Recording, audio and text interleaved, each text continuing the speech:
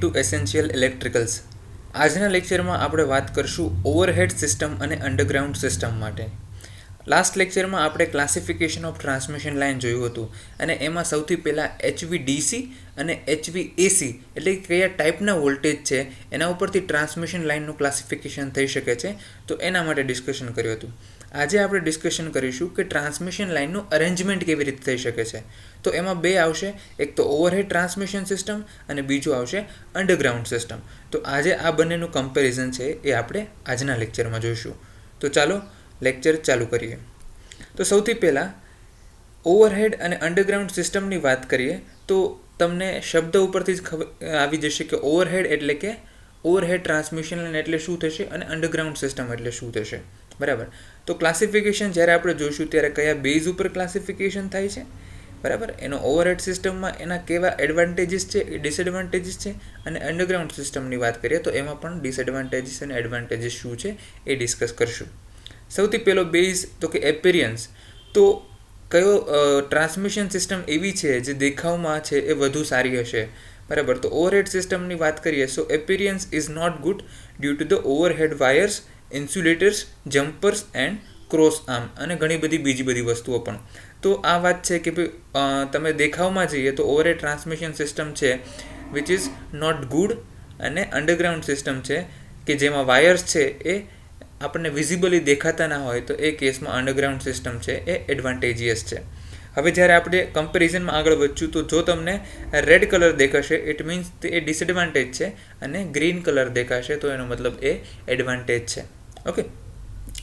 બીજો ક્રાઇટેરિયા જોઈએ તો કે એ છે મેન્ટેનન્સ. તો મેન્ટેનન્સમાં ઓવરહેડ સિસ્ટમ અને અંડરગ્રાઉન્ડ સિસ્ટમનું જોઈએ તો ઓવરહેડ સિસ્ટમમાં મેન્ટેનન્સ છે એ વધારે હશે, કારણ કે એ મોર પ્રોન ટુ ફોલ્ટ છે, કેમ કે એ વિઝિબલ છે, બરાબર છે. તો કોઈ પણ ટાઈપના ફોલ્ટ હોઈ શકે, લેટ્સ સે લાઇટનિંગની વાત કરીએ કે ચોમાસાની સિઝનમાં છે ટાઈપ ફોલ્ટ થવાની શક્યતા છે એ ઓવરહેડ સિસ્ટમમાં ઘણી બધી વધારે થશે. તો મેન્ટેનન્સની રિક્વાયરમેન્ટ પણ ઓવરહેડ સિસ્ટમમાં કેવી હશે તો કે વધારે હશે. જો અંડરગ્રાઉન્ડ સિસ્ટમની વાત કરીએ તો અંડરગ્રાઉન્ડ સિસ્ટમમાં મેન્ટેનન્સ ઓછું હશે, કારણ કે ફોલ્ટ થવાની શક્યતા પણ કેટલી છે, ઓછી છે. એક નેક્સ્ટ ક્રાઇટેરિયા જોઈએ તો એ છે પોસિબિલિટી ઓફ ફોલ્ટ. જે મેન્ટેનન્સની મેં વાત કરી તો મેન્ટેનન્સ ક્યારે જરૂર પડશે, જ્યારે ફોલ્ટ થશે ત્યારે, બરાબર. તો ઓવરહેડ સિસ્ટમમાં ફોલ્ટ થવાની શક્યતા વધારે છે, જ્યારે અંડરગ્રાઉન્ડ સિસ્ટમમાં એ ફોલ્ટ થવાની શક્યતા ઓછી છે. નેક્સ્ટ જોઈએ તો કે સેફટી પર્પઝ. તો ઓવરહેડ સિસ્ટમ ઓબ્વિયસલી એ લેસ સેફટી છે, બિકોઝ એના વાયર્સ છે એ વિઝિબલ છે, એના જોડે આપણે ફિઝિકલ કોન્ટેક્ટમાં આવી શકીએ છીએ ક્યારેક. ઓકે. તો એ લિવિંગ બિંગ્સ માટે હાર્મફુલ છે. જ્યારે અંડરગ્રાઉન્ડ સિસ્ટમની વાત કરીએ so there is more safety compare to overhead system. Okay.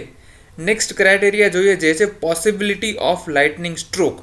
તો અગેન ફરીથી હું વાત કરી દઉં કે જેમ ફોલ્ટની મેં વાત કરી તો ઓવરહેડ સિસ્ટમ છે એ very much prone to fault because this is in direct contact, we can say in direct contact with lightning.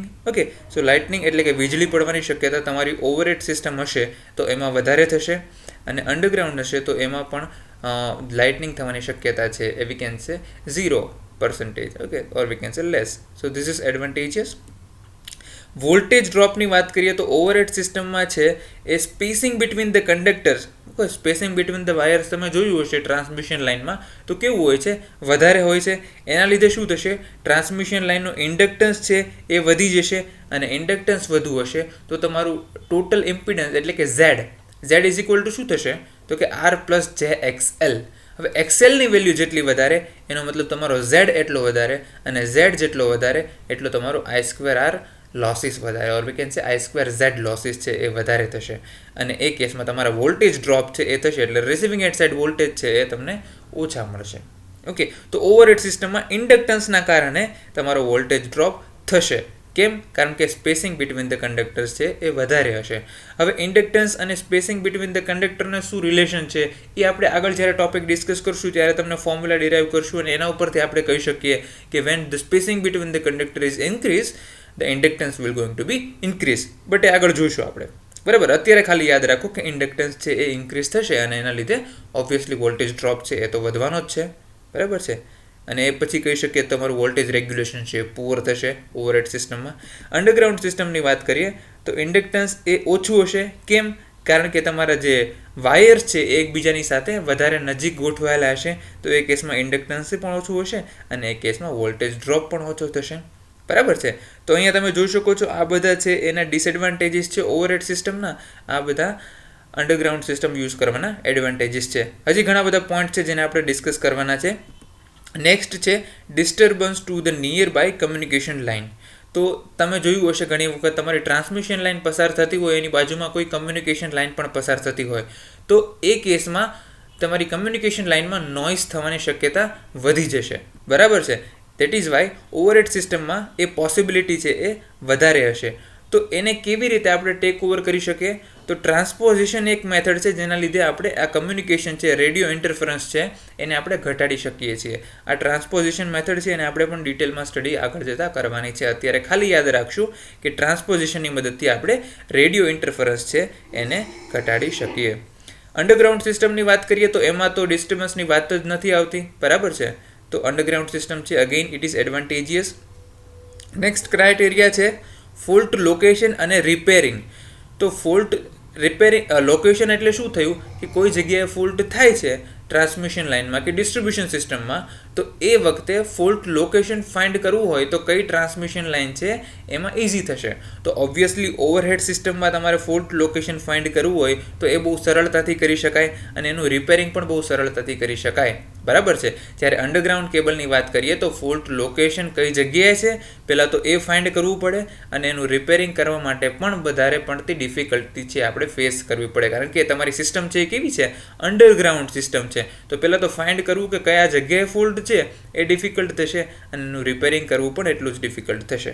Okay, so this is one of the advantage of using overhead system. Next શું છે તો કે capital cost. તો overhead સિસ્ટમની વાત કરીએ તો overall cost છે એ એની ઓછી થશે, કારણ કે જે ઇક્વિપમેન્ટ આપણે યુઝ કરવાના છે એ પણ લેસ કોસ્ટલી દેન અંડરગ્રાઉન્ડ સિસ્ટમ. હા, ટ્રાન્સમિશન ટાવર છે એની કોસ્ટ ઘણી બધી વધારે થશે, પણ જો આપણે ઓવરઓલ કોસ્ટની વાત કરીએ તો એ ઘણી બધી ઓછી થશે કમ્પેરેટિવ ટુ અંડરગ્રાઉન્ડ સિસ્ટમ. અને અંડરગ્રાઉન્ડ સિસ્ટમની કેપિટલ કોસ્ટ છે એ ઘણી બધી વધારે થતી હોય છે. નેક્સ્ટ ક્રાઇટેરિયા છે એ વર્કિંગ વોલ્ટેજ. તો ઓવરહેડ સિસ્ટમ છે એમાં તમે એચવી ટ્રાન્સમિશન કરી શકો, EHV ટ્રાન્સમિશન કરી શકો, UHV ટ્રાન્સમિશન કરી શકો. બરાબર છે. તો તમારે 220 kVથી ઓછી ટ્રાન્સમિશન લાઇન હોય તો પણ પોસિબલ છે. 220 kV, 400 kV, બરાબર, 765 kV સુધી પણ તમે ટ્રાન્સમિશન છે એ ઓવરહેડ સિસ્ટમની મદદથી કરી શકો છો. જ્યારે અંડરગ્રાઉન્ડ સિસ્ટમની થોડી લિમિટેશન્સ છે, એના માટે તમે વધારે પડતા હાઈ વોલ્ટેજ છે એ પ્રિફર કરી શકો નહીં. બરાબર છે. તો ડિસ્ટ્રીબ્યુશન માટે તમે અંડરગ્રાઉન્ડ સિસ્ટમ છે એ જોઈ હશે. બરાબર. ટ્રાન્સમિશન સિસ્ટમ માટે ઘણા બધા ડિસએડવાન્ટેજીસ છે અંડરગ્રાઉન્ડ સિસ્ટમને યુઝ કરવાના. નેક્સ્ટ છે ફ્લેક્સિબિલિટી. તો ફ્લેક્સિબિલિટી ઇટ ડઝન્ટ મીન કે તમારે ઓવરહેડ સિસ્ટમ છે તો એમાં તમારે ચેન્જીસ કરવા હોય તો કઈ સિસ્ટમ છે ફ્લેક્સિબલ હશે. બરાબર. તો એ કેસમાં ઇઝીલી તમે ઓવરહેડ સિસ્ટમમાં ચેન્જીસ કરી શકો છો. બરાબર. અંડરગ્રાઉન્ડ સિસ્ટમમાં તમારે ચેન્જીસ કરવા હોય તો એ થોડા ડિફિકલ્ટ થશે. બરાબર છે. નેક્સ્ટ પોઈન્ટ છે capacitance of line and charging current. Again ઇન્ડક્ટન્સની આની પહેલાં આપણે વાત કરી, એવી જ રીતે હવે કેપેસિટન્સની વાત કરીશું. બરાબર. તો કેપેસિટન્સ અગેઇન તમારું અંડરગ્રાઉન્ડ સિસ્ટમની વાત કરીએ તો ચાર્જિંગ કરંટ છે એ વધારે હશે. કેમ કે એનું સ્પેસિંગ બિટવીન ધ કંડક્ટર છે એ ઓછું હોય છે. બરાબર. તો અંડરગ્રાઉન્ડ કેબલમાં તમારા કંડક્ટર છે એકબીજા સાથે બહુ નજીક ગોઠવાયેલા હોય છે. એનો મતલબ શું થયો? સ્પેસિંગ બિટવીન કંડક્ટર કેવું થયું? ઓછું થયું. એ કેસમાં તમારે કેપેસિટન્સની વેલ્યુ કેવી થશે? તો કે વધારે થશે. બરાબર છે. Because C is equal to ε0 A/d. Okay, તો તમારું કેપેસિટન્સની વેલ્યુ જેમ વધારે એમ ચાર્જિંગ કરંટની વેલ્યુ વધારે. બરાબર. સેમ ઓવરહેડ સિસ્ટમમાં જોઈશું તો સ્પેસિંગ બિટવીન ધ કંડક્ટર છે એ કેવું હશે? વધારે હશે. એટલે તમારા કેપેસિટન્સની વેલ્યુ છે એ ઓછી હશે, એના લીધે ચાર્જિંગ કરંટ છે એ વધારે નહીં હોય પરંતુ ઓછો હશે. બરાબર છે. તો આટલા ફેક્ટર્સ છે જે તમારે ધ્યાનમાં રાખવાના છે. અને લાસ્ટ ફેક્ટર છે જે છે વાયર જોઈન્ટિંગ. ઓકે, તો ઓવરહેડમાં તો બહુ સિમ્પલ છે કે we can take the tapping. ગમે ત્યાંથી આપણે ટેપિંગ પ્રોવાઈડ કરી શકીએ છીએ ઓવરહેડ સિસ્ટમમાં. જ્યારે અંડરગ્રાઉન્ડ સિસ્ટમમાં એ પોસિબલ થતું નથી, કારણ કે ટેપિંગ જો આપણે લેવું હોય તો એ ડિફિકલ્ટ થઈ જાય છે. બરાબર છે. તો આ થયા કમ્પેરિઝન બિટવીન ઓવરહેડ સિસ્ટમ અને અંડરગ્રાઉન્ડ સિસ્ટમ. તમે જોયું હશે ઘણા બધા પોઈન્ટ્સ એવા છે જેમાં ઓવરહેડ સિસ્ટમ છે એ એડવાન્ટેજિયસ છે, ઘણા બધા પોઈન્ટ્સ એવા છે જેમાં અંડરગ્રાઉન્ડ સિસ્ટમ છે એ એડવાન્ટેજિયસ છે.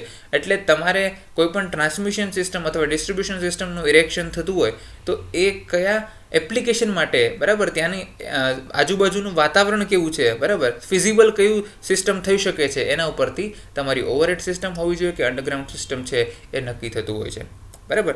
તો આ એડવાન્ટેજ અને ડિસએડવાન્ટેજીસ તમારે યાદ રાખવાના થતા હશે. અને કમ્પેરિઝન, કારણ કે કમ્પેરિઝન છે આ જીટીયુમાં ઘણી બધી વાર પૂછાયેલું છે. 15માં પૂછાયેલું છે, 2016, 17, 18 એમ દર વખતે તમારું આ ઓવરહેડ સિસ્ટમ અને અંડરગ્રાઉન્ડ સિસ્ટમનું કમ્પેરિઝન છે એ પૂછાતું હોય છે. આ રિલેટેડ તમને કોઈ પણ ક્વેશ્ચન હોય તો તમે મને પૂછી શકો છો અથવા કમેન્ટ સેક્શનમાં કમેન્ટ લખી શકો છો. ઘણા બધા પોઈન્ટ્સ એવા છે જે લેક્ચરમાં આપણે ટ્રાન્સપોઝિશનની વાત કરી, બરાબર છે, તમે ઇન્ડક્ટન્સ કેવી રીતે વધશે, કેપેસિટન્સ કેવી રીતે વધશે જો આપણું સ્પેસિંગ બિટવીન ધ કંડક્ટર છે એ ઇન્ક્રીઝ ડિક્રીઝ થશે, તો એ આપણે આગળ ભણવાના છીએ. પણ અત્યારે આપણે ઓવરહેડ અને અંડરગ્રાઉન્ડ સિસ્ટમનું કમ્પેરિઝન જ્યારે કરીએ છીએ ત્યારે મારે ખાલી તમને એ શબ્દોથી વાકેફ કરવા હતા, એટલે મેં ત્યાં એને મેન્શન કરેલા છે. ઓકે, સો એ રિલેટેડ ડાઉટ હોય તો આપણે આગળ જતાં સોલ્વ કરવાના છીએ. બાકી કોઈ ડાઉટ હોય તો તમે કમેન્ટ સેક્શનમાં લખી શકો છો. જો તમને વિડીયો ગમ્યો હોય તો તમે સબસ્ક્રાઈબ બટન પ્રેસ કરી શકો છો અને લાઇક પ્રેસ કરી શકો છો. આજ માટે આટલું જ. નેક્સ્ટ ટાઈમ મળશું ત્યારે આગળનું કન્ટેન્ટ છે એને ડિસ્કસ કરશું. Thank you so much. C you guys next time.